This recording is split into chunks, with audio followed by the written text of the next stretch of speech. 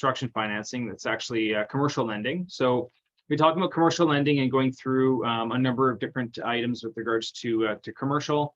There's a lot of differences between residential and commercial financing, so I want to go through all those and give everyone a really good understanding of what is commercial lending and how it can apply to you and how you can use it to continue to build a real estate portfolio. So I'll talk about what is commercial, the underwriting and how it's different, residential versus commercial, some of the difficulties that people run into with residential financing, when to go commercial. I want to talk about something really cool called the multiplier effect. I'll talk about some of the types of transactions and deals that we've done, as well as getting creative and then some tools to help you continue to do analysis on potential deals. So commercial lending. What is commercial lending? Basically, anything except a 4 or less unit residential property is considered commercial. So if you have a apartment building, for instance, that's 5 or more units, that's considered a commercial loan. If you have a retail strip mall or retail space, that's a commercial loan. Industrial park would be a commercial loan. A development deal, especially if you're building a number of different units and looking to pre-sell or often called spec. This would be something that would be falling under the commercial loan. So anything that is focused on you making money. In fact, one of the things that we're finding is that as clients build a residential portfolio, as it gets larger and larger, the banks are starting to push those clients over more into the commercial side of things, because really you're operating a business and they want you to be viewed as a business owner and have underwriting that's based on running a business. And so that's something you're going to find. But basically, everything except for 4 or less residential units on one title is a commercial loan or commercial mortgage. So a couple of things that come up here, different types of commercial lending that we do. Affordable housing is something that's very popular right now. There are CMHC versions of affordable housing. There's also different types of affordable housing. So this is one of the big ones. This is probably one of the biggest trends that we're finding, is that CMHC, one of the largest insurers in Canada and a Crown corporation, is pumping a lot of money into the system to incentivize developers to build purpose-built rental properties. And so affordable housing is a big push right now. Multifamily, of course, is one of the big ones. Single room occupancy, we don't deal with these very frequently, but sometimes in major urban centers in particular, you'll have situations where it's just a room and then the entire floor will share 1 or 2 bathrooms, etc. You'll see these more commonly in like downtown Vancouver. Not generally in the nicest areas. The type of tenant profile is a bit tricky and SROs in typical, or in most cases. A lot of lenders don't do them, but single room occupancy is a style of financing you can get. Of course, business financing, we do a lot of startup loans, acquisition loans. If you're buying another business, you can get a loan to buy that business. So anything that's not even secured by real estate, you can get a loan for that. Retirement homes is another one that's becoming more common and popular. We're noticing a growing trend of people that are retiring and are leaving the workforce and now are looking at moving into retirement homes. So there's a lot of different structures with regards to that, but those are commercial loans if you're looking at that. Owner occupied up to 100% financing. So if you're buying a location for your own business, you can actually get up to 100% financing, which is great. Those are under a couple of different government programs, kind of like CMHC, but not quite like CMHC.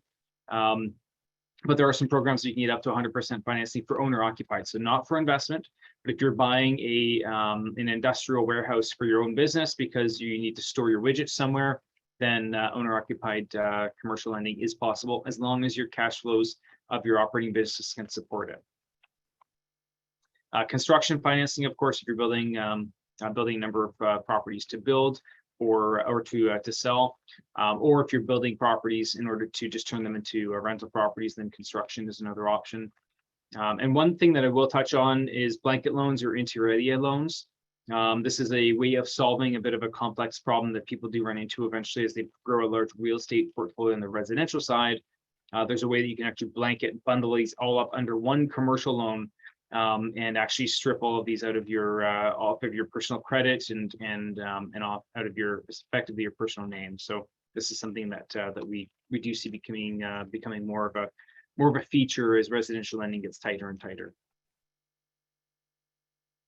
There's a quick question as well. Can I get 100% financing on a building that would house an office for my business, but also rent to other businesses and even residential condos? So good question. So the answer to that is that a certain percentage of the building must be owner occupied. Depending on the lender, that will vary a fair bit, but usually between 50 to 75%, they'd like to see owner occupied. Sometimes you can get as low as 25% of it being owner occupied, but typically at least 50% is kind of the norm. Awesome. So commercial underwriting, it is different than residential. So I want to talk about this DCR, this debt coverage ratio. This is actually how residential lenders, or some residential lenders, will view your portfolio as you grow your portfolio. So CIBC and TD, for instance, will do this once you have 2 or 3 rental properties on the residential side. On commercial side, though, this is very standard. This is effectively the way that lenders look at it. And so they're looking for a debt coverage ratio of about 1.25. Some lenders can do about 1.2, depending on the lender and the type of financing that you're dealing with. Sometimes different asset classes, however, will require higher debt coverage ratios to accommodate for the risk of that asset class.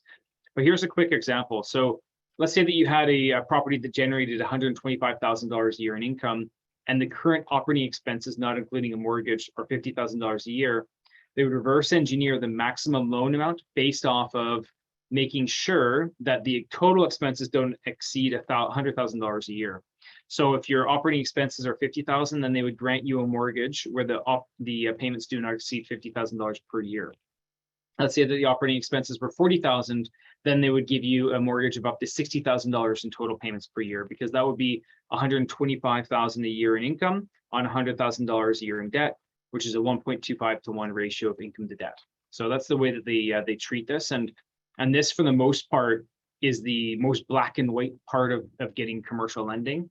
There's a lot of ways where commercial lending can be more flexible, but in general, the income is the biggest challenge, and usually you need to see that there is enough income in order to be able to make a deal work.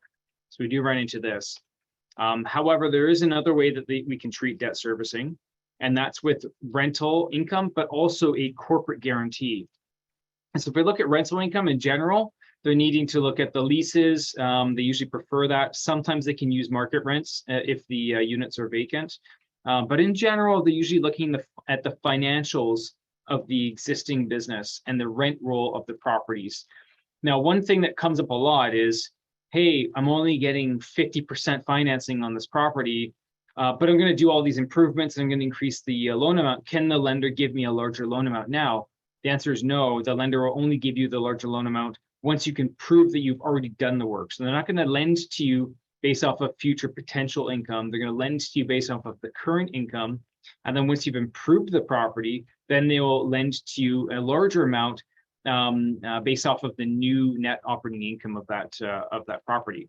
And so it's really important to understand that lenders don't like to give you money up front before you've actually improved it. And this is where a lot of the time, we'll get into a cool concept a little bit later in the presentation, but in general with commercial real estate, a lot of the properties that you're going to look at today will not support a large loan amount, especially in BC, Ontario, and a number of provinces. In fact, we've looked at a lot of loans where the property would only support a loan of 20% or 25% of the value. Yes, you're putting 75, 80% down payment, which is crazy. Not every deal is like that, but some of them are. And so this is one of those challenges or issues where you may need to buy a property, put a larger down payment than you'd like, but then reposition the property or improve the net operating income and prove to the bank that now you have stronger financials, you have higher income, you have lower expenses. Now the net operating income can support a higher loan amount. Now there is another method and another thing that lenders can look at too, and that's a corporate guarantee. So it's kind of like if you were buying your first home and maybe you needed your parents to co-sign for that mortgage. And so you had your own personal income and then you had a guarantor. You had parents coming in and they had a surplus of income that could be used in order to support the loan. You can use a corporate guarantee in the same way. Now, traditionally, when you're buying an investment property, they don't like to do this, but sometimes they may make a little bit of a debt coverage ratio exception if you're coming in with a corporate guarantee from another corporate entity that does have positive surplus income. And so this is one of the ways that we can get a bit creative. Now, this is the same way that lenders will lend and give you up to 100% financing for owner occupied, because they're not using income from you renting out the property if you're going to reside in it. They're using income from your company to determine the maximum loan amount. So this is where sometimes we'll see, like just the other day, I was talking to a client who has a office building in downtown Vancouver, and they were able to obtain a very large loan amount because a few of the owners were owner occupiers, and so their personal or their corporate financial statements were relied upon to give them a large loan. But if you looked at that same loan and looked at how much income was coming in just on the rents and the leases and the lease agreements that they have set up with that building, that would not support the same size loan that they already have in place. So this is one of the areas and ways that you can get additional financing, is if you're willing to put up a corporate guarantee. Now, there are some weird nuances here with corporate guarantees. The company cannot be encumbered, so it can't already have any debt registered against it as a what's called a GSA or PPSA. So it's almost like having a mortgage registered against that company, and anybody else that comes in, even if they're going to grant you something large like a mortgage, requires to encompass that company with the debt. And that basically just means that if you go into default, who's in first position to get all their money back, and then who's in second position. I had a client recently that was getting a commercial loan, and we needed to use a corporate guarantee in order to make the numbers work. But the client had a credit card with one of the major banks for $20,000, and the bank would not release the GSA, it's called, the General Security Agreement, from their company. It took months and months to do that, only for a $20,000 credit card. So something to understand. And if you are a business owner and you're signing on for debt, just read through the documents that you're signing. You may be, without knowing it, you may be offering up full guarantee from that company just for a credit card, which means that it's going to be very difficult for you to go to a separate bank at any point in the future without having those clauses removed from that one bank. So just something to keep in mind, but this is a unique thing that can help you get additional funding in the future by using a corporate guarantee. So in commercial lending, you basically have rental income if it's an investment, or you have company income or corporate income, especially if it's owner occupied. That's typically how they're looking at it. So a highlight of what the differences are between commercial, small business, and residential here. The qualifications for commercial are based more on the property. Small business is a bit of a hybrid, and then residential is based on the borrower. So small business, you're going to find, kind of fits a bit of a weird niche where they're kind of straddling the line. They're kind of in between residential and commercial as far as the rates are concerned, as far as the fees are concerned, and all of these details. So some lenders will treat it as a hybrid where they'll use a debt coverage ratio, and then they'll maybe top it up and use some of the borrower's surplus personal income to make the debt servicing work. So small business is actually a division with many of the lenders that we've been using a lot more just over the last probably 12 to 24 months as banks have tightened up again on residential lending. We're finding we can get more stuff done with the small business lenders than we were able to get done on the residential side. So rates and fees are a bit higher, but there's more flexibility there. Now, on the rate side of things, you'll notice that the commercial rates actually have a very low commercial rate here, and that would be typically for a CMHC insured multifamily property. And so technically, if you're buying a multifamily building, 5 or more units, and if you can get CMHC insurance on it, the rates are actually typically lower or around the same as residential rates.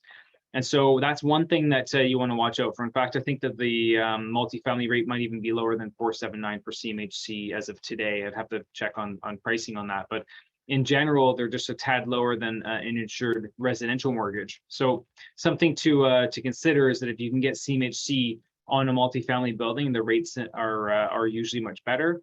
And you can actually get up to a 50-year amortization, which is pretty crazy, and up to 95% financing. But it's very difficult to find a property that can actually service all of that debt. So that's the big challenge. But if you're hearing about housing affordability in Canada and how much of a problem that is, CMHC is funneling a lot of money through the system to incentivize developers in particular to build more purpose-built rentals. And some of that financing is coming down into the multifamily space where you can buy a multifamily building and get lower interest rates, because the thought is, if you have lower interest rates and lower costs, then you could pass that savings onto the renters. And so we'll continue to maintain rental stock instead of a lot of it converting into condo stock. So in general, commercial rates, however, are usually more expensive than residential. I put in here about 6.25. That's typically what we're seeing most stuff get priced at. Depending on what you're buying, though, we know somebody that's buying a hotel in a small town, and the credit union is offering 7.25%. So rates can definitely go up from 6.25, but a lot of the stuff that we see with major banks is getting priced at around 6.25, depending on the term that you're choosing. Small business rates actually vary between the residential and commercial. So a lot of them are closer to the commercial side than they are residential, but sometimes some lenders will treat it very close to residential, and so the rates are only about 0.5% higher than the residential rates. And then for residential, there's actually a really big gap right now between an insured mortgage and an uninsurable mortgage. And right now, an insured mortgage, so somebody buying their own residence with less than 20% down, get about 4.59% on a 5-year fixed. But if you're going with a conventional mortgage, so more than 20% down, most of the major banks are somewhere around the 5.29 to 5.39% range. So pretty big gap there. So loan to value on the commercial side actually varies a fair bit. Is anywhere between 25 and 75% for a conventional loan based off of the loan amount that you're looking at. CMHC can go up to 85%, and under a specific program, even up to 95 or 100%. There is a lot of different CMHC programs available, and so I don't have enough time to go through all the details, but for those that are looking at large multifamily buildings that are needing a $5 million mortgage or more, there are some programs to read up on, and I'm happy to send you some resources and provide some feedback on what is available under the CMHC programs. On the small business side, generally, most of the lenders are 75%, but a few of them can go up to 80% financing. And then residential, it's pretty common to get up to 80% financing on that side. Lender fees, commercial, anywhere from 0.25% to 1%. Small business, usually 0 to 0.5. And on the residential side, usually you're not paying a lender fee unless you're going with a B lender or a private lender. And then on commercial side, there are broker fees. The lenders don't pay us for business loans. And so brokers do have to charge in order to shop it around and find a lender that will do it. So usually the broker fee, depending on the size of the loan amount, usually is between 1% and 2%, except for very large loans, in which case you'll see that the percentage usually drops a bit. Small businesses usually, again, 1% to 2%. And then usually for most residential deals, there's no broker fee, but sometimes if a deal is done outside the broker channel, or if it's done with the B lender, then you may see a broker fee of up to 1%. On commercial, you'll see that appraisals, legal fees, etc., usually are between 5 to 15 grand. I actually see probably more like 10 grand as the starting point right now for all the fees. Small business, usually you can get away with the residential costs on the appraisals and legal fees, especially if it's a residential real estate. And then residential is generally $1,500 to $2,000 with the legal fees and appraisal fee included. And then company names. So commercial and small business lenders will do mortgages in company names. Residential, kind of hit or miss. Usually not with a lot of the lenders. A lot of the major banks will consider them under certain circumstances. Some banks will actually run it through a different division. Like TD has a very small office, I think, in Toronto that handle all of their company name deals for their residential loans, and they do restrict the loan amount to 75% instead of 80%, even under the residential program. So a lot of little nuances there with regards to how to get those deals done, especially in the company name. So that's one aspect that, as complexity grows, doing deals in company names, sometimes that's one of the reasons why people start to do commercial deals, or at least go into the small business side of things. So one of the things that comes up is, why go commercial if it's more expensive and you get a lower loan amount? And it's primarily because common sense isn't so common. So you're going to find that as you try to build a real estate portfolio in the residential side, a lot of people start hitting walls, and it gets harder and harder and harder to get qualified. One of the issues that comes up is that lender guidelines vary depending on the lender, and they stack with more properties. What I mean by that is that most lenders use between 50 to 80% of the rental income on each rental property. And so usually that means that each rental property is a loss, not a surplus, especially if you're building your real estate portfolio. You're usually getting higher leverage. You're getting 80% financing on all these properties. Well, the issue then is that because the rental properties are generally a negative according to the lender, if you own 5 rental properties that are all negatives, well, that's going to add up to be a lot more. If each rental property according to the lender is $1,000 of a negative or a shortfall, and you have 5 properties, well, that's $5,000 that your income has to carry all of a sudden. So you'll find that as the portfolio grows, these negative nuances stack, and it gets harder and harder for your income to be able to service it. Because if you really look at it, if you're going with commercial, it's really income dependent on the property. Small businesses somewhere in the middle, and then we can go over to the residential side. It's really the borrower's personal income. So that's for better or for worse. So that means that borrowers with higher incomes can find that they can buy a lot of residential properties under residential guidelines, whereas those that have lower personal income may have to look at commercial. The debt coverage ratio becomes more relevant in some cases. So depending on the lender, especially if you don't have a high income, then a lot of lenders, even on the residential side, will still look at using this debt coverage ratio that we talked about earlier, where you have to have more income than debt on each property. Another area of focus is that as you grow your portfolio, the liquid assets are put underneath the magnifying glass. So they're going to look at how many properties do you have and how much liquidity do you have.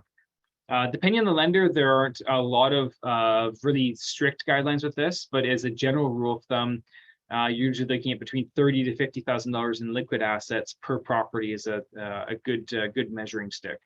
There are some lenders that once you have 3 properties need to see $100,000. So that's one black and white rule out there, but most lenders are a little bit more in the gray area, and that kind of varies depending on the lender.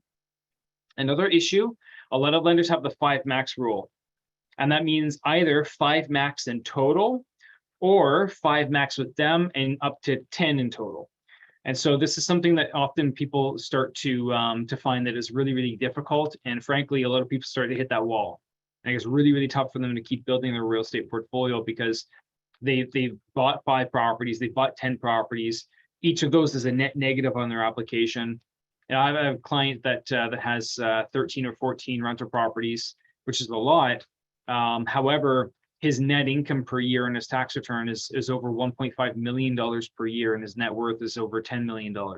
And yet for him, the only lender that would lend to him on under residential guidelines was a bank that only lent, I think it was about 30% of the property value, because they had to use this debt coverage ratio method in order to qualify him. So it can be very, very difficult for even really strong applicants to get financed on the residential side.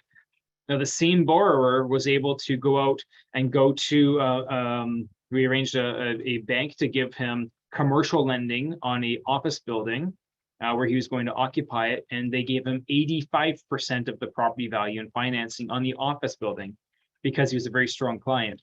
And so the same client could get, $5 million loan through a bank for 85% of the value, but he couldn't get 80% financing on 2 little condos in the Lower Mainland. So it's an interesting observation, and those types of clients often find that it's easier to keep growing on the commercial side, where there's a bit more common sense on that, and less black and white guidelines and rules where they just don't lend to you if you have over a certain number of properties.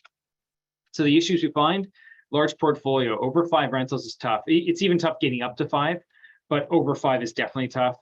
And professional landlords are not okay. And what I mean by that is that somebody that's, and a lot of people get into this to say, what is your vision? What is your objective in 5 or 10 years? And they say, well, I want to buy a bunch of rental properties, and then I would quit my job and be a professional landlord, which is great, but the banks don't want to hear that. So if you're planning on doing that, you need to make sure that you're done acquiring properties and getting residential lending. If you're planning on quitting your job and just using the real estate income to replace your income. Because again, residential is very income based, and if you don't have a personal income, they don't like having all of your income coming from your real estate portfolio. Another issue that we find on the residential side is if you do have a low income, it can be very difficult for you to qualify. So in residential financing, we have a stress test, which actually doesn't exist on the commercial side. Different lenders can use whatever stress test they want, but on the residential side, it's very mandated exactly what the stress test is. So technically, the rate is either 5.25% or the interest rate plus 2%. Now here's a problem: because interest rates have risen so much in the last couple of months, the stress test rate is actually closer to 7.25% right now. So you have to qualify as if your interest rate was 7.25%. And there's a lot of government rules and requirements for income qualified deals. And so back after 2016, when Vancouver, Toronto, et cetera, had a real run up in prices, the government started to run through and started to really investigate the banks. And there's a lot of auditing done, in particular in 2017 and 2018. A couple of the changes that were made actually came down to ensuring that more mortgages were based off of the income. And so they noticed that a lot of banks were making exceptions for make sense lending deals. And they said, well, you're not lending according to your guidelines. You need to lend according to your guidelines. And so a lot of the banks then had to retract, and it got really tough to get financing for a couple of years there. Now what ended up happening is the banks have come out with new guidelines to say, well, we should be able to lend to clients that have a strong net worth. And so there are some net worth programs out there. Well, they'll basically look at how much your income could carry, and then they'll top you up with your liquid assets over and above that number. But in general, it's quite difficult to qualify if you don't have a large income, and you're often restricted to how much you can borrow in those situations. But recently, the last couple of years, some new net worth programs have come out that can accommodate situations like this to make it a bit easier for clients to qualify. So if you do have a high net worth and a low income, there may still be some options for you to get financing. And then we have complexity. So, company name ownership, especially if you have a multi-tiered corporate structure. So what I mean by that is that in general, on the residential side, if you're buying a rental property in a company name, then they'll say, okay, the company can buy the property as long as the company is owned by the individuals that are guaranteeing the mortgage, and only those people, and they have to be owned by the individuals. A multi-tiered corporate structure might be recommended by your accountant and your lawyer, would be something where you have a holdco that's buying the properties, but the holdco is owned by another company that sits above it. And if you have a multi-tiered corporate structure like that, then residential lending often is not on the table. We do have one bank on the residential side that will consider lending to somebody like that if they can follow it up all the way up the chain and see that the owners all the way up the chain of companies are the guarantees or the guarantors on the mortgage. But it's very, very difficult to get financing in those circumstances. Another thing that we find is coming up more often too is when people own properties with the beneficial ownership structure, so holding in trust. So if I buy a property in a personal name, but I'm holding it in trust for my company name, a lot of banks don't recognize that trust agreement on the residential side. In fact, if you hold it in trust for a company, that means that the income shows up in the company financials, not in your personal tax returns, your T1 generals. And a lot of banks on the residential side will only use income on rentals if it's on your T1 generals. And because it's not, they won't use the income, but they still have to use the mortgage because it reports in your credit bureau. So ideally, I don't know how many people in this webinar have dealt with that or whatnot. Hopefully not too many. But the moral of the story here is that as things get more complex, residential lending starts to taper off and become more challenging. So we find in general that, starting off, you have your residence, and then you have your first rental, and then you have 5 rentals, and a lot of that can fit the residential lending. But when you start to get into the 5+ side of things, that's usually where we start to move into the commercial side. And in general, you're going to have more capital available once you have that. Once you reach that stage. If you've bought your first rental, second, third, fourth, fifth, etc. Once you're at that stage, well, a bunch of your rental properties have probably grown in value over the last decade. Now maybe you sell 1 or 2 of them, have enough cash to then play in the larger sandbox of buying a commercial property. So that's something to consider. Whereas when you bought your first rental, you probably couldn't even fathom buying a $2 million property and needing a commercial loan on that as your first investment opportunity. Whereas when if you own 5 properties, now a lot of people start to evolve and say, well, now I can just sell 2 properties or refinance 2 properties, and now I can buy a commercial asset. Another thing too is people feel more comfortable putting all of their eggs in one basket because they feel more comfortable with doing the due diligence. They feel more comfortable with what they're doing. Again, you buying your very first investment property, you probably wouldn't have felt comfortable buying a $5 million property as opposed to just buying a $500,000 property and just getting your feet wet and understanding what you're getting into and learning on the go. You would hate to make such a large investment and realize that you made a lot of mistakes. Now you have all your eggs in that one basket, and now you can't really get out. So that's always a concern. As you grow and build your real estate portfolio, you generally get better at due diligence. And with commercial loans, there is a lot more due diligence. There's a lot more things to look through and pick through. And so that's something that becomes more of a challenge for sure.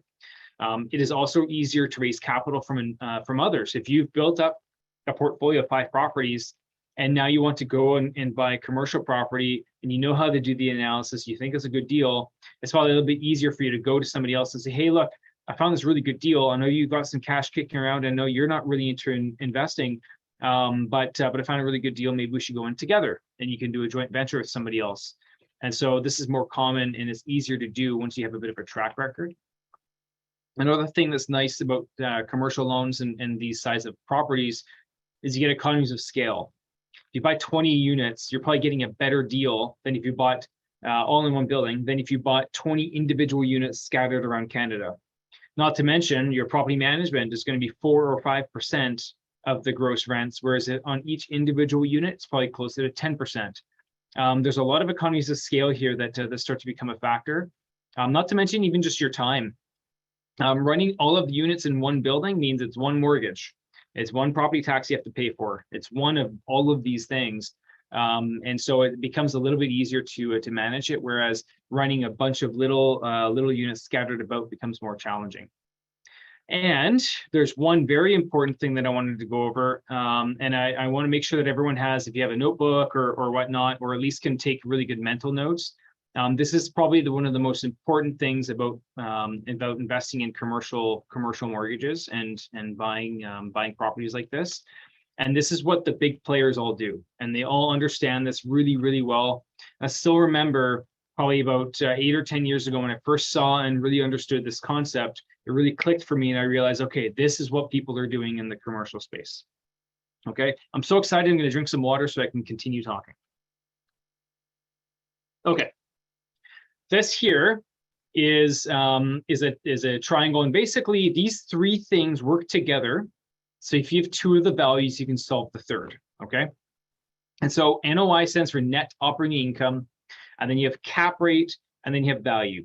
So what a cap rate is a cap rate is a function of what your cash flow would be if you bought this building with cash.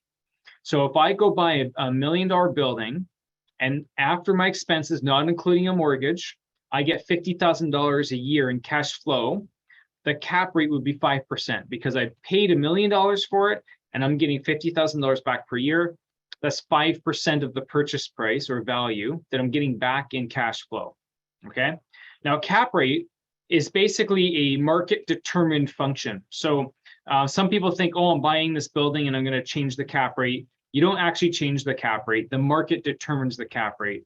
One way to look at this is I feel like a lot of our investors will start to go out and they'll start sending us deals, and they say, hey, look at this deal. It's a 10% cap rate. Woohoo! The cash flow is awesome on this thing. And it is.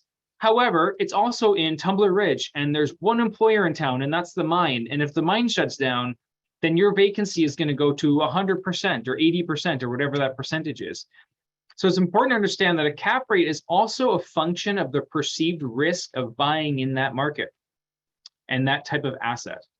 And so you're going to see that in general, retail and office will have a slightly higher cap rate than multifamily will, because multifamily, people always need a place to live, but they don't always need a place to work. And we saw that during COVID, where especially office space and even retail, the income just wasn't coming in. And so this is an important thing to understand. A cap rate is just a really good determinant of what the perceived risk of investing in the market is. So downtown Vancouver might have a 2.5% cap rate right now. And if you go in a smaller market, like Edmonton right now might be anywhere from a 4.5 cap to a 5% cap.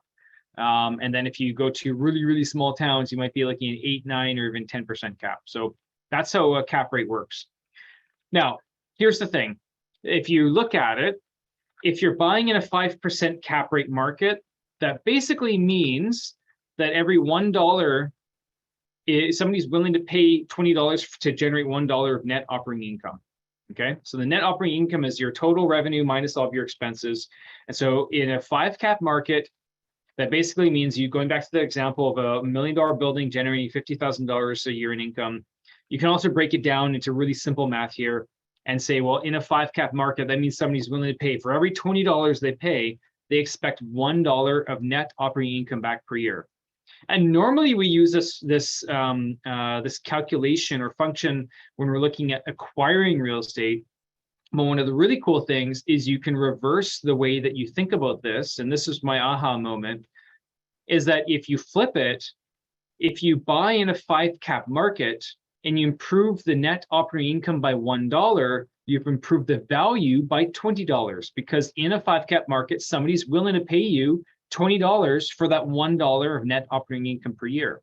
And so then the objective is to go buy underperforming assets where you can improve the net operating income and therefore improve the value. Because unlike residential real estate, where residential real estate is really determined by just market comparables. So if this house is 2,000 square feet and this house is 3,000 square feet, then the 3,000 square foot home is worth more. Or if it's in a different area where the land is worth more, then it's worth more. Now, in commercial real estate, they do look at direct comparison approach for determining values, but the more important way to determine value is actually the income approach. And this here is how the income approach works. And so they basically, an appraiser will look at what the net operating income of this business or property is. What is the cap rate for that market based off of a whole bunch of properties that sold? What were their net operating incomes and what was the sale price? And they might say, okay, in that market, the cap rate is 5.25%. They'll look at the net operating income, divide it by 5.25% and come up with a value, okay? Now, the other thing to remember here is if you have one of these, then you also, if you write down the triangle in the right way, you know which way to do the math, okay? So if you have the value, you take the net operating income and divide it by the cap rate, because cap rate is underneath the NOI. If you want to solve for the NOI, then you take the cap rate and multiply it by the value to get the net operating income. So just make sure that you're always moving it and doing the math in the right direction, okay? Okay, not enough boring math stuff. Let's go over an example of one of my aha moments. So I know a company that goes and buys properties down in the US, and they've done this very successfully over the last 10 years or so.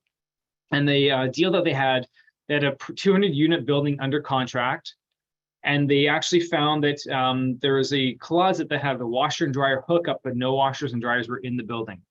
Now, I know that us millennials, we love washers and dryers in our units. I know that you people that grew up in the 70s or 80s when a lot of these buildings were built, washers and dryers weren't as much of a thing, and people would travel to get their laundry done. I'm going to say right now, millennials really, really want laundry inside. They don't like to go to a laundromat and get that done. So they slipped notices underneath the doors and asked who would be willing to pay an extra $50 a month to have a washer and dryer installed in their unit. Out of the 200 people, 100 people said, you know what? Yes, I would be willing to pay an extra $50 a month to have a washer and dryer in my unit. So if 100 people are willing to pay that, that's $600 per year per unit. That's $60,000 extra in income. Now, the cost to put the washers and dryers in was about $1,500 to $2,000 per unit. So you can bank on it being about $150,000 to $200,000 in cost to put the washers and dryers in the unit. Now, in this market, in this example, at the time, the cap rate was 6% on this build in this area. So if you take the math, it costs $150,000 to $200,000 to put the washers and dryers in. But in a 6 cap market, if you improve the net operating income by $60,000 a year, and divide it by a 6% cap, the value of the building had increased by $1 million. $1 million. I'd like to see in the chat who would like to put $150,000 or $200,000 into a property and have the value go up by $1 million. Okay, I saw some people putting up their hands, and I've got. Okay, Reed says, hell yeah. And okay, Ryan says, pick me. Okay, so 2 people are, maybe a couple, 3, I saw a hand or 2 go up. So a couple people are really excited. The other 30 or 70 of you that are here, not so excited. That's okay. All right. I'm seeing some chats. That's good.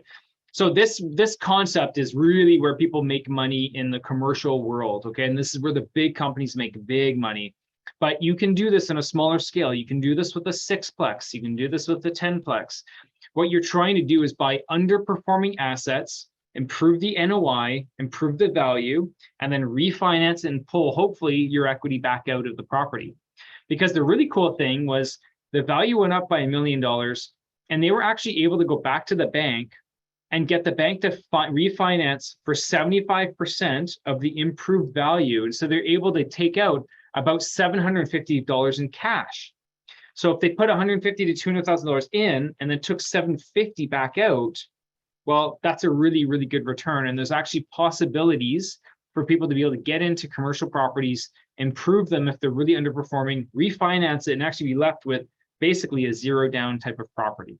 So this concept is really cool, and that's why I wanted to spend some time on it, because I think it's really important to understand. Okay, let's go into some examples of deals we financed. Now, just so you know, the rates really depended on when these deals were funded. Obviously, with today's interest rates, most of these rates are going to look very attractive. But we financed a sixplex on Vancouver Island for two people that were buying their very first commercial property. They were very happy to buy that, and at the time, 4.35% was higher than what most 5-year fixed rates were for residential. Most of the 5-year fixed rates were probably around 2.69 to 2.99%, but still pretty good rate. And we got 75% financing for them. I did a development deal on the island as well. It was a land acquisition for $21 million. It was a bridge loan, and the rate was prime plus 10.6%. Yes, you're reading that correctly, 10.6%, and for 55% financing. We did retail financing for a customer that was expanding their retail space. They had a retail spot here in Vancouver, and they were moving to Kelowna, and we're going to open up another location. This one was hard to get financing on, actually, so we used a CSBFL, it's called, so Canadian Small Business Financing Loan. And it's almost like getting CMHC insurance for the loan. And so the bank is more likely to do it if you can get insurance on that loan. So as long as the loan is under $1 million, you can get up to 100% financing. And then they add a 2% fee onto the loan amount to get it. So the rate was a little bit higher than traditional, but we were able to get a loan done that typically would be more difficult to get done underneath the conventional commercial loan. We had a development deal also in Kelowna as well. That was land acquisition, 70% financing and prime plus 1.25, 1 year interest only and open. CMHC multifamily, and this is when rates were very low, but a 5-year fixed at 1.85% for 75% financing. And then a construction deal at prime plus 2%. And if you did this with CMHC, you could actually get rates at the time underneath 2% with CMHC. And on this, on construction, 75% is usually the loan to cost. And so they don't use loan to value, but they use loan to cost as the percentage of financing you can obtain. You can actually get up to about 95% loan to cost with CMHC insured multifamily construction. Again, that's underneath a program where you have to meet certain criteria, and they look at accessibility, affordability, and the energy efficiency of the building, and then rate you in points, and then determine what your amortization is, what your loan to value or loan to cost is. So the CMHC programs are really, really good. We had another client getting a retail location, dentist practice, got them 100% financing, and that was at prime. So if you're buying your own location, especially if you're a professional, especially in the medical industry, it's actually quite easy to get up to 100% financing. We did a business loan for $15 million. It was a 1-year interest-only loan at prime plus 10, and it's for the acquisition of a forest license. So basically, the right to forest a certain area of Crown land, which is a very interesting deal. And then we also did a business loan, I should say we've done a lot of these. Something that's very interesting is the BDC, Business Development Bank of Canada. They will do loans, and they'll help get financing for individuals to go up to 100% financing for owner-occupied financing. They also have this online application that's actually quite simple to obtain up to $100,000. Many cases, no documentation needed, and sometimes you can get the financing in as little as 1 week. And so a lot of our clients actually were able to find they're able to inject their business with a quick amount of cash underneath the BDC business loan program. So something to take a look at. And because it's a business loan, the business loan does not report on personal credit bureaus as well. So pretty cool program. Another thing that we did was CMHC insured construction for $12 million at 90% loan to cost and 1.48% interest. A business loan for $650,000 for a 5-year term at 4.75% for a business acquisition. And then land banking as well. So land banking is when you're just buying and holding the real estate, and waiting until you can actually get your development permits and then build on the property. So it's a $1.3 million mortgage between a first and a second mortgage. The weighted average between the first and the second mortgage is 7.8%, and there's 2% of fees in a one-year term. Land banking is rather difficult to get qualified for, actually. So just something to keep in mind. If you are in the development space, it is harder to get financing to just buy the land and hold it. So I want to get creative and talk about some of the things that we're finding are coming up more frequently. Blanket or inter alia mortgages. I did allude to this earlier. Basically, it's an inter alia mortgage, and you're bundling up a bunch of residential properties into one mortgage. And so you take a bunch of your properties you have and then just lump them together. And if you do this right, you can actually set it up so you have a very large available pool of funds that you can borrow, and you can easily subtract and add deals into the bundle as long as you're meeting certain requirements. So this is a cool feature. You do generally have to have, especially at these very large sizes, you have to really be at a size where you have a lot of liquid assets, but also a large real estate portfolio to be able to add and subtract deals easily. But the ability to lump them all together, get one commercial loan on it. When you get a commercial loan, that's a business loan that is not reported in your personal credit bureau. And so if you have a bunch of residential real estate and it's really starting to hold you back because all of these are reporting in your bureau, you can actually go and get a business loan, wrap them all up in one bundle, and wipe them all off of your credit. Now, the downside is you're going to pay penalties on all of these mortgages, and you're going to be moving up from residential to commercial rates on all of those mortgages too. And so there is a downside to doing this. But if you've hit the wall and you're not sure how to break through it, then sometimes this is one of the ways that we can work through that and be able to restructure your portfolio in a way where you can qualify to do more. One thing that's very important is usually the minimum, and I say minimum, $1.5 to $2 million in debt to be able to do these. And even then, frankly, most banks do not like doing them because they do loans for $2 million for one property all day long. They don't really like to do a $2 million loan for 10 properties, like a big bundle of a bunch of small mortgages. And so in general, this is something where you usually need to be large enough. They usually like to see them much larger, like $5 million plus, in order to do these big blankets. And still not every bank will do it, but it is a creative way of solving one of the problems, which is people hitting that wall. So other things that you can get creative with on the commercial side is using corporate guarantees from other companies. And so if you're buying a property in a holding company, you can often look at a guarantee from another operating company to come in to support that loan to help you get a larger loan amount. So this is something that's very commonly used. You can use small business lending to help with to use basically personal income. So if you're using small business lending, they kind of use a hybrid of residential and commercial financing. And if you are not meeting the debt coverage ratio requirements and you can't get it to work under the commercial side, but you have a surplus of personal income, the small business lenders can add some of the personal income sometimes, depending on the lender, and help you qualify for that loan. You can also borrow from other properties to increase your overall credit. So if you're running into a wall where the debt coverage ratio won't support the loan that you're seeking, you can always refinance other real estate to bring a larger down payment to the property that you're buying.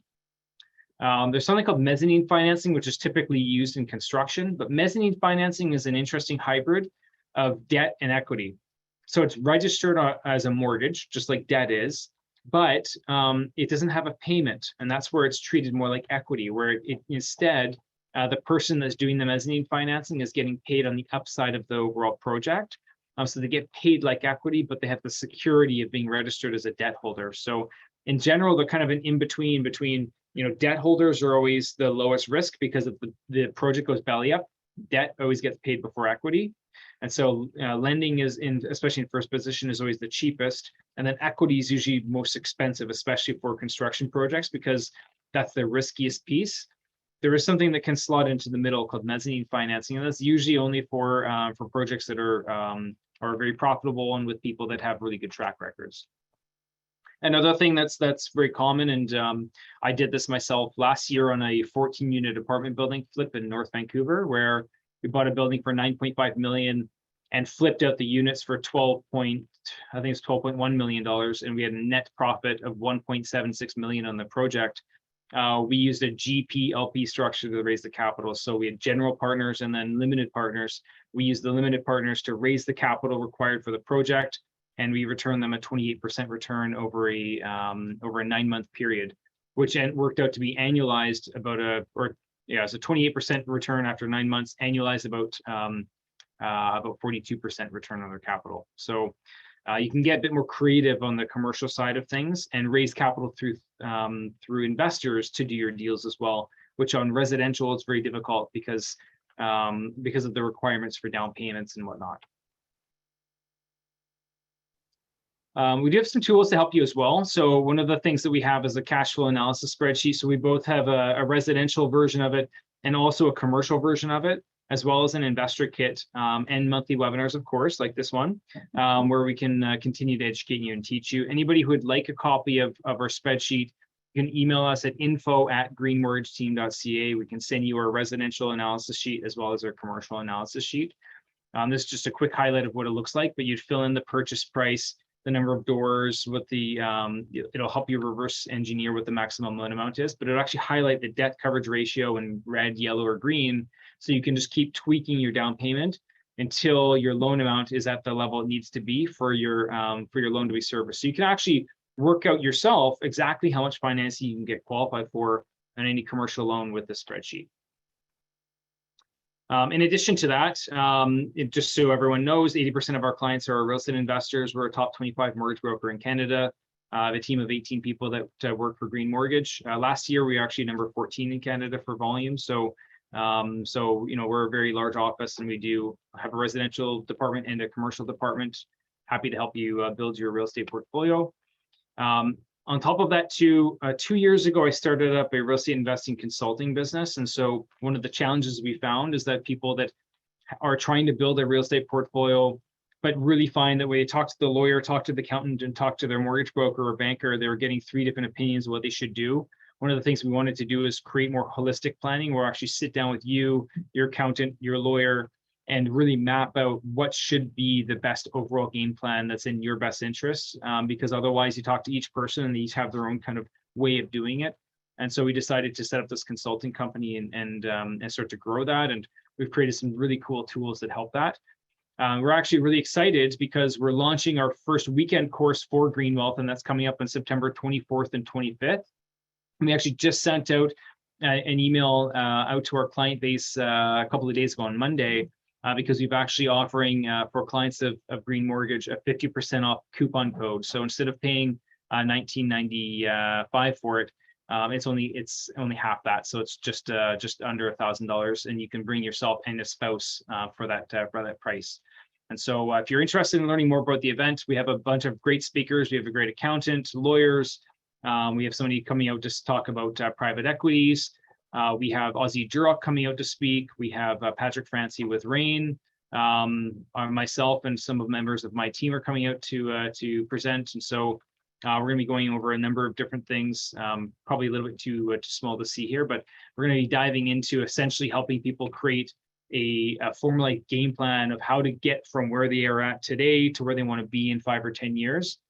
We feel like that's something that's missing. A lot of people are just going out there and buying random properties, and we want to change that. We want to say, okay, let's actually have you sit down with the lawyer on site, with the mortgage broker, with the accountant, create a formal game plan and know how to review things.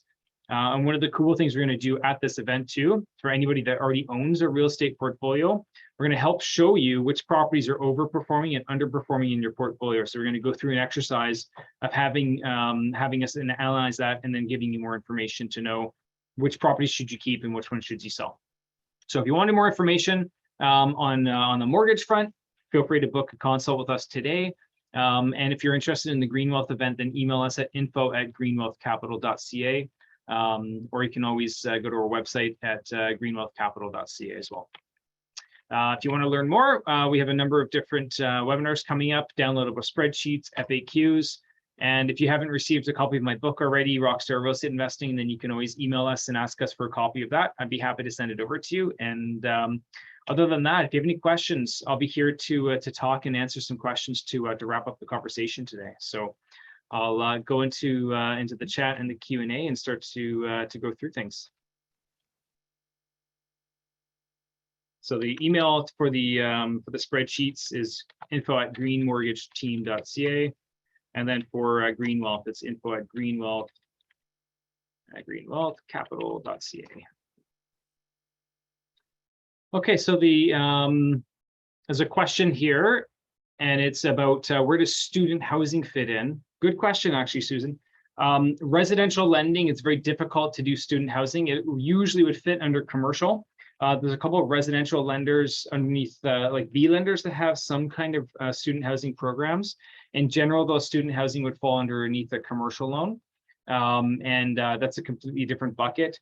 They are difficult; they're not easy to do, but with enough down payment and whatnot, they are possible. And then, yeah, Reed was just asking where's the email to send the spreadsheet. That's info@greenmortgageteam.ca.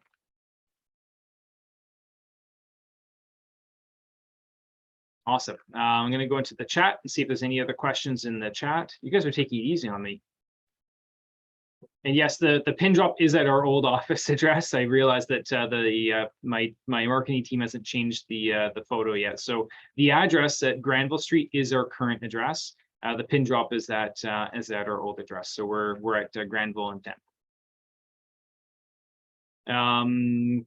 Couple quick questions here. So Tyler was asking, which was that simple. There's cost to pay for installing the washers and dryers, additional R&M to service the washers and dryers. They'll break at some point, have to do it again.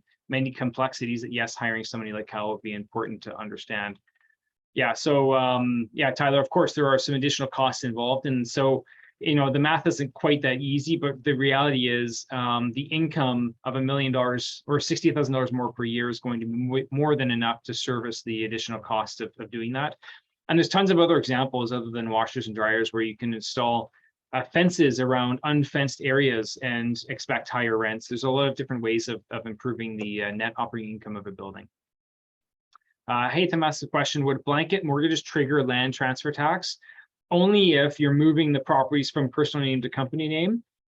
There is a method, and we're actually going to talk about this at our seminar because we're going to have the accountant from BDO talk a little bit about something called the Section 85 rollover, where there is a method where you may be able to defer the capital gains in a structure where you're moving it from personal name to company name. So there is a method where you can do that. If you're not changing the title, then there is no property transfer tax. But if you're trying to move it from personal name to company name and remove them all from your personal credit bureau, then typically property transfer tax would apply. But a really good accountant will know about a Section 85 rollover and how to use it. And there's a way that we can avoid the capital gains that way. Commercial lending, do major banks have the ability to use actual leases if they are materially higher than the fair market value rents?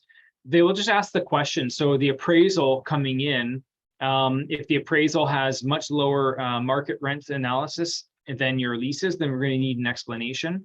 Typically, they don't like to see and use fully furnished rents as an example. Like, we have to understand why your rents are higher than market. I must say this is a problem we don't typically run into because most rents are actually under market, not over market. We see this maybe on the residential side where people are renting out fully furnished units, et cetera, and you run into that where the lender says, well, we should be using the market rents in that case.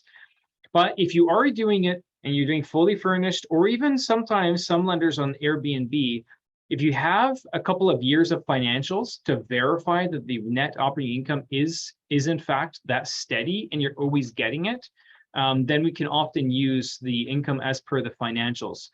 So Tyler, if you're running into problems with your bank, you might be able to find a different lender who might not have those issues.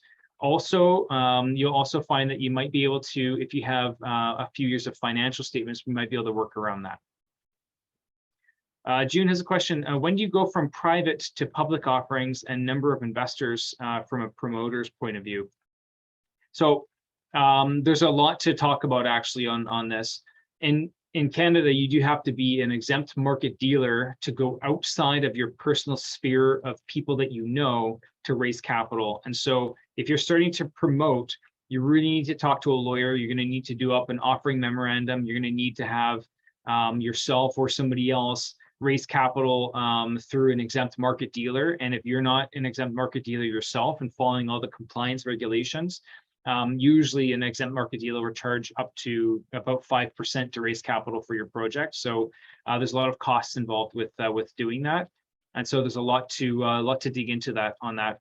Realistically, going from private to public, that's going to increase your cost substantially. And that usually means that you need to increase scale to offset that. I'm just going to jump into the Q&A because there's one question there. Reba is asking, are RSPs considered liquid asset? Depends on the lender. Some of the lenders that use the RSPs will just use 70% of the RSPs because you'll have 30% withholding tax to withdraw the funds out of RSPs. So some lenders will use them, some lenders will not. I do know some lenders that won't factor them into their liquid asset calculation. Let's see here, a quick question. Does your team have the ability to be hired to assist in raising down payment capital for property acquisitions underneath the commercial lending parameters? So raising the down payment capital. So we are not a licensed exempt market dealer. We can do introductions to other investors who we think might be a good fit to help you with raising the down payment. What I usually tell people is don't rely on us to be able to do it. But if the project looks good, we may have a couple of other clients who we know are looking for that type of asset. We might be able to do an introduction. So we always say send it over to us, but we are debt people, not equity people. And so if you're really looking to raise equity, then you want to talk to the equity people, the people that raise equity for others, as opposed to the debt people, which is us. But again, we do and help people connect on joint ventures all the time. If we see the deal and it's really good, then we may be able to connect you with somebody else. Okay. Next question. June asks, when do you need securities licenses of qualified offering memorandum to raise equity legally? Are you an exempt market dealer raising capital? Or how do you work to reduce upfront costs and issues with BC securities? Yeah, so there's a lot of nuances here. To be frank, June, you would just want to talk to a lawyer about all of these. There's a lot of different nuances, and they have changed in the last 2 years. There used to be something called the Northwest exemption, and that no longer exists. And so that's something you need to really talk to a lawyer about. There's really sticky lines on like where do you draw the line on like somebody that you know personally and can stay private, and when do you need to have an OM and go through an exempt market dealer. So I think you should probably speak with a lawyer. If you do need a good lawyer to speak with, then just send us an email and I'd be happy to give you their contact info. Samuel asked a question in the Q&A. Does it matter the source of the down payment for commercial financing? There's a bit more flexibility. It's still usually like to see that it's coming from the borrower, but there may be less requirements. So it's often not as strict as residential, especially when you're getting into GPs and LPs. The people signing on the debt don't always need to be the people that have the down payment, which is some of the differences. Like if you think about what a GP LP structure actually is, you have the general partners who are the people that are signing on the debt and have all the liability, but the limited partners are usually the people that are putting up all the capital but don't have the liability. So it's very unlike residential, where in general the person with the cash has to be the one co-signing and guaranteeing the mortgage. So actually on commercial, it doesn't need to be that structured in that way, but it needs to make sense. And so the short answer is no. However, there are some, there's some different ways of structuring that. So you just need to be careful. Like at the end of the day, if you just have money coming from a random source and have no paperwork to back it up, then that's going to be a bit more challenging. Depending on the strength of the applicants, they might look at you and say, well, your guarantee isn't strong enough as the GP for us to feel comfortable. Tyler, what about rent to own? I knew you were going to get into this, Tyler, on the rent to owns. Okay, so you have fair market rents plus additional payments for the down payment shortfall. You have fixed 3-year agreements and contractual obligation to purchase the property. Yeah, okay. So these like most people, Tyler, don't get up to a certain size in order to be able to do this. this would be something that we could talk to commercial lenders about. If you have a revolving door and you have a really good track record of the money coming in, we need to be able to evaluate all the projects that you have and the viability of all of these properties to be able to be sold. So it is possible. Frankly, there's very few people that have built what you've built, Tyler, and most people don't build a rent-to-own a book that's large enough to be able to go and get commercial lending on that book. So I think that the question is that it's going to be what income are they using. In general, they're probably just going to look at what are the financial statements of the company actually showing. So we have to dive into some more details on that. Yeah, so Tyler's mentioning introductions are excellent. Let's chat. Perfect. Thanks, Tyler. Good to see you. Werner, can you use opco guarantee to buy a commercial property that's not going to be owner occupied? Is the corporate guarantee used to increase the lended value? So to a certain extent, Werner, they usually won't extend it and go to like a 1-to-1 DCR, but they may allow for a lower DCR than required. So we've done that before where let's say, well, instead of needing a 1.25, we can go to a 1.1 or a 1.2 DCR. It's pretty typical that they won't go like way above that. They're still going to want to see that you have some positive cash flow. And frankly, you probably want some positive cash flow on that asset anyways. But it can be a way of getting it lower. But generally, you're not likely to get it below 1. Michael has a question: have an otherwise agricultural property with high-end residential house on site, whereupon a winery has been developed and looking to buy all. Can you get business financing for the business and separate for the land and residential building, commercial and or residential financing? So in general, Michael, that would come down to the structure. So if you have if the property is all one title, it's going to be very difficult for you to split it off and split it out. You may be able to, if the property with the house on it just has the house on it and it's not doesn't have a winery on it, then you might be able to just get financing for the house under a residential mortgage, and then the winery, if that's a separate title with all the winery equipment and the agricultural land, you might be able to get a mortgage on that. If it's a bundled together, it is more difficult, but you may be able to get a residential mortgage on it. You might be able to, but it would be difficult, and it may be leaning on your personal income too much for you to be able to qualify for it. In most cases, these winery deals usually go through, there's a couple of banks that are good for ag loans like this. And in general, they're usually leaning on the income of the asset to be able to support it, because usually the personal income is not going to support the crazy price that you're looking at paying for it. So June asks, many credit investors look at some of the large insolvencies and fines that Alberta and BC Securities Levy to check out Alberta Investor Protection and Walden International. Yeah, I'm familiar with those ones. 2 large fines, real estate promoters. I'm impressed with your honesty and look forward to doing business with you and my investors. Yeah, thanks, June. Yeah, I mean, at the end of the day, there's a lot of little nuances with how you raise the capital, and I've spoken with my lawyer a number of times about exactly what the rules and regulations are, and you definitely don't want to be offside on that. I think it's really important that you speak with a lawyer about that kind of stuff, because I wouldn't want to comment on it and then have you take action based on that, especially when I'm not a lawyer, right? I mean, I have obviously learned a lot about it for my own investments, but it's not something that you should be taking.